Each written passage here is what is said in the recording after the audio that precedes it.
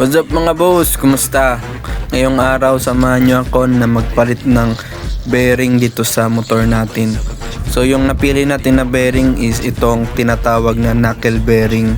Pero bago yan, nagpa-adjust nga din pala ako nitong crash guard ko kasi nung isang araw nung pumunta kami dun sa Badyan Highlands, natumba kami.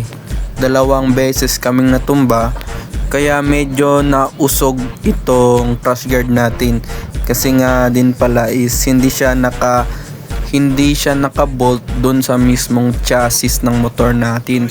Kaya nung pagkatumba namin is naurong siya papuntang kaliwa. Kaya ang ginawa namin is pinutol tapos ni-welding ulit para talagang ma-align o ma-center talaga yung crash guard natin.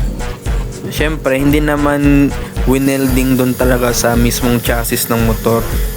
Kasi pag ganun, pasok na yun sa unauthorized modification, kaya huli na yun sa LTO. So yun, tapos na nating ma-adjust yung crash guard. So punta na tayo dito sa bearing. Yung gagamitin natin na bearing or yung ipapalit natin is tinatawag na tapered roller bearing or mas kilala natin na knuckle bearing. Ibang iba siya sa nakasanayan natin na bearing, itong maliit na bilog-bilog. So ganito yung stock na bearing ng Keyway CR152. Naisipan ko nga na magpalit na ng bearing kasi nga nitong mga huling araw napansin ko na ang pangit na ng steering ng motor ko. Minsan kahit straight naman yung takbo ko, parang gusto niyang kumabig pa kanan o pa kaliwa. Kaya ito, para iwas aksidente na rin, kaya nagpalit na tayo ng bearing mga boss.